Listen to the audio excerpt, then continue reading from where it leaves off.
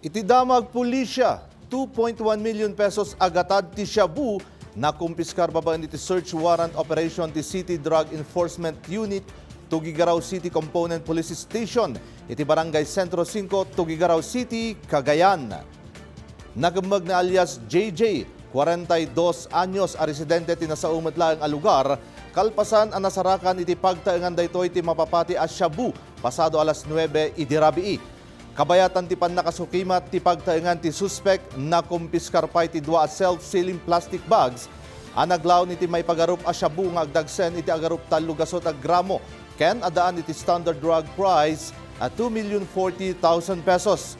Kastamutan ti 12 a heat-sealed transparent plastic sachets anaglaw iti may pagarup nga shabu nga agdagsen iti agarup 12 gramo ken aggatad iti 81,600 pesos.